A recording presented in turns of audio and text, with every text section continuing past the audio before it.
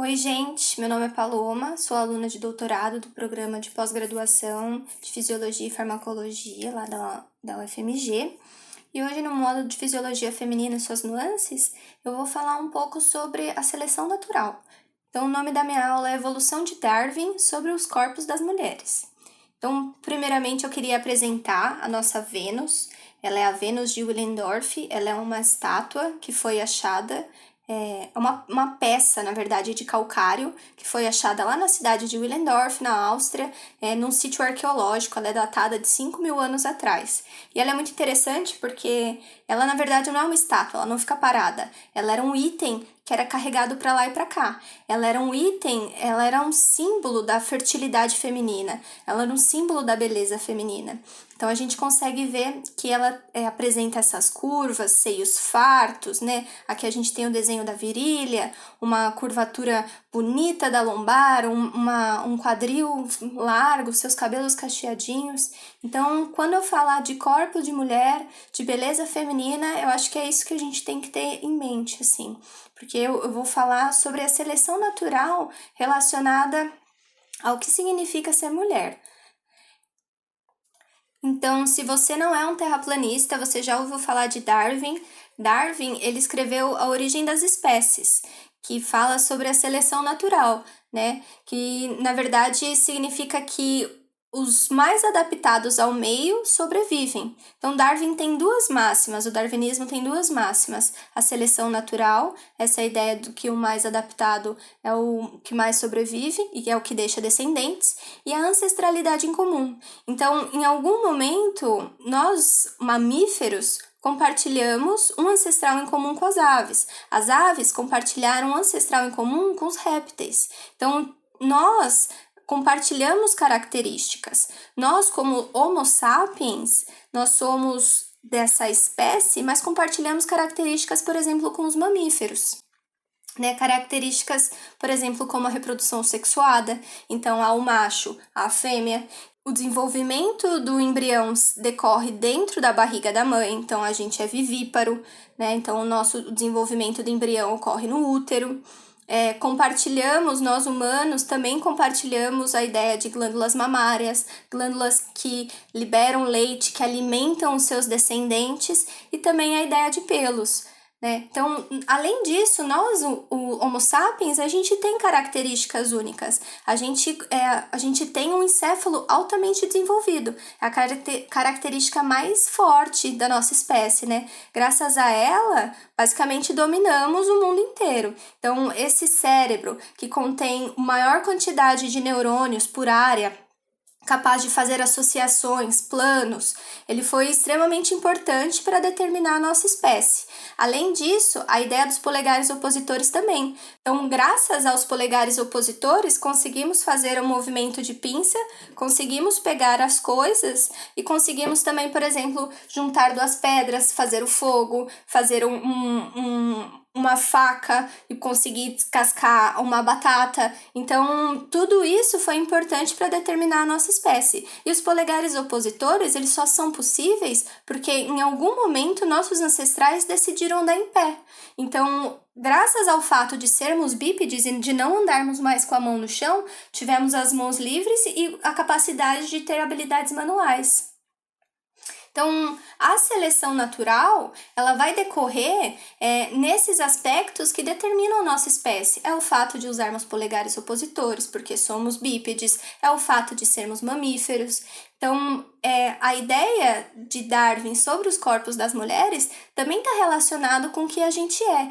A mulher, se a gente para pensar, ela é a responsável pela reprodução, né? Então, é ela quem faz a gestação, é ela quem dá o parto. Então, a reprodução é um fator muito importante para a seleção natural, e dentre esses fatores, fatores relacionados a mamas grandes, a lombar com uma curvatura ideal, a um quadril largo, tudo isso está relacionado com a seleção natural. Então, primeiramente, falando sobre o quadril, né? Então, aqui a gente vê que a nossa Vênus ela tem um quadril bem largo. O quadril, na verdade, ele está relacionado com o parto. O parto ele é o esvaziamento do útero para conceber em segurança. Essa ideia do esvaziamento do útero, nessa imagem aqui que a Jay dá à luz a Cad no Eu, a Patroa e as Crianças, faz parecer que é fácil, né? Ela espirrou e aí a gente tem o esvaziamento do útero. Mas a verdade é outra. A verdade é que o parto, ele é extremamente complicado, ele é extremamente difícil. Ele pode matar a mãe, pode matar o bebê. O processo de dar à luz, ele é fundamental à viviparidade e é um evento decisivo para o ciclo reprodutivo. Então, se a mãe não consegue dar à luz, seus genes não são selecionados, seus genes acabam ali. E é interessante pensar isso, porque o fato de sermos humanos, há uma diferença no volume do crânio dos humanos. Para que humanos com um cérebro altamente desenvolvido fossem selecionados, foi necessário selecionar mulheres que haviam o quadril largo. E isso é interessante porque existe um dilema obstetrício, né? Então, a cabeça do humano, vamos pensar que foi ficando cada vez maior, o encéfalo cada vez mais desenvolvido. Então, o quadril, ele precisava, para fazer com que a mãe e o bebê sobrevivesse, fosse cada vez mais largo. Então, foram selecionadas mulheres que tinham o quadril cada vez mais largo. Contudo, existe um dilema obstetrício nisso. Chega um momento que mulheres com quadril muito alto, elas têm um torque muito grande nessa região e não conseguem andar, não conseguem correr. Então, se houver um predador, elas não vão sobreviver, elas também não vão ser selecionadas. A seleção natural, na verdade, ela favoreceu indivíduos que tinham a interrupção da gravidez antes do desenvolvimento completo. E esse é um dos motivos do porquê o bebê nasce tão bobo, nasce sem nem conseguir sentar. Então, o bebê, na verdade, é o que a gente chama de altricial. Então, nessa figura aqui, a gente tem 2 centauros, né, que têm bebês, e eles têm um problema, porque os potros, eles são animais precociais e nascem perfeitos, com desenvolvimento completo. Então, eles nascem e já conseguem andar, já conseguem comer, enquanto que os bebês, eles dependem ainda muito da mãe. Então, os centauros, eles teriam esse dilema, um outro tipo de dilema. Vale a pena reforçar que a seleção de indivíduos com encéfalo altamente desenvolvido, como os Homo sapiens, realizou uma seleção natural não só no quadril das mulheres, quando a gente compara, por exemplo, com os outros animais, mas também com a duração da gestação. A lombar ela também sofreu pressões evolutivas. Aqui nessa imagem a gente tem que a nossa Vênus de Milo tem uma curvatura da lombar bem interessante, né? E a lombar, ela também está relacionada com a gravidez. Então, quando o bebê vai crescendo e esse peso vai aumentando, o que a mulher faz, o que acontece é que muda o centro de massa da mulher. E com isso ela precisa ter uma curvatura da lombar para não ter um torque nessa região da lombar, para ela não ter problemas, para ela conseguir levar a gestação até o final. Então, essa curvatura, ela também é importante de um ponto de vista evolutivo reprodutivo. Mas, esse estudo, ele mostra que, além disso, a curvatura da lombar, ela também pode ser considerada um padrão de atratividade. Nesse artigo, o que eles fizeram foi o seguinte: eles selecionaram homens de 25 a 30 anos, vários homens que estavam na universidade, chamaram eles e colocaram várias fotos para eles verem. E essas fotos, elas eram photoshopadas, as modelos elas estavam de lado, e aí algumas modelos tinham 26 graus, alguma de curvatura de lombar, algumas tinham 34 graus, algumas tinham 43 e algumas tinham uma hiperlordose de 61, que é até feio. E aí eles falaram, então o que vocês acham mais bonito? Então aí eles plotaram esse gráfico. Então aqui é o nível de atratividade pelo ângulo da curva. Então nessa imagem a gente consegue observar que a curvatura que é a mais atrativa é uma curvatura de 43 graus, que é considerada até uma lordose. E que existem indivíduos que acham essa lordose atrativa. E esse estudo, a segunda pergunta dele era se essa atratividade pela curvatura da lombar estava relacionada à massa magra, estava relacionada à concentração de gordura ou estava relacionada mesmo à curvatura da lombar, essa ideia das vértebras se convergendo e conseguindo adaptar durante a gravidez.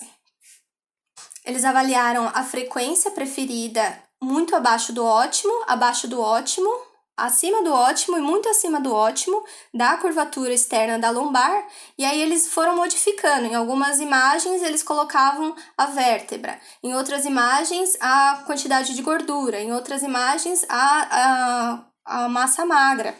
E aí eles viram que a preferência, até nos casos esquisitos, né, vamos falar assim, era pela a curvatura da lombar. Então mostra a curvatura da lombar na relação de atratividade. O próximo estudo desse grupo, eles estudam essa ideia da curvatura da lombar com ou sem salto. E quando você usa salto, é interessante a gente pensar que por conta do salto, a gente muda o centro de massa, então a gente precisa causar uma pequena lordose para a gente manter o equilíbrio. E isso pode estar relacionado com o aumento da atratividade das mulheres quando elas usam salto. E agora, chegando ao final, em relação às mamas eu acho que é a mais fácil da gente pensar, né? Então, seios fartos estão relacionados à alimentação dos seus descendentes, está relacionado à amamentação. Então, essa seleção por mulheres de seios fartos é curiosa, ela não é realmente uma pressão evolutiva. Existem mulheres que têm seios pequenos e existem mulheres que têm seios grandes, e isso não realmente muda quando a gente compara com as outras espécies. Quando a gente compara com as outras espécies, o que acontece é que as mulheres, elas perdem os pelos aqui nessa região. Então, se a gente pensar, os homens, eles têm bastante pelo no peito, e as mulheres, elas perderam. Isso aparentemente é uma evolução, é uma seleção natural. Só que em relação ao tamanho, não tem nada realmente escrito que mostre isso. Mas é interessante a gente pensar que atualmente a gente faz a cirurgia plástica para inserir peitos e parecer mais atraente. Então, apesar de negarmos esse lado animal, ele ainda está na gente nos dias de hoje. Então, como conclusão, né, então, a evolução de Darwin sobre os corpos das mulheres. O que eu queria trazer para vocês aqui é como a seleção natural, ela influenciou os corpos das mulheres, mas mais do que isso, ela influenciou algumas coisas que a gente considera como belo, né, a beleza, e como a gente considera o sensual, a sexualidade da mulher. E até hoje, aparentemente, essa seleção natural atua sobre a gente. Então, se a gente abre o Instagram, o que a gente vê são mulheres com um bumbum empinado, aumentando sua curvatura da lombar, mulheres com silicone. Então, apesar de, nesse caso, a gente ter uma moça que tem um ganho de peso, e que isso hoje em dia não é aceito na nossa sociedade, muito do que era visto como belo antigamente ainda está na nossa sociedade, a gente ainda vive isso. E é interessante pensar que é algo muito mais intrínseco, muito mais animal. Então era isso que eu queria trazer para vocês hoje. Muito obrigada e espero que vocês gostem do curso, gente.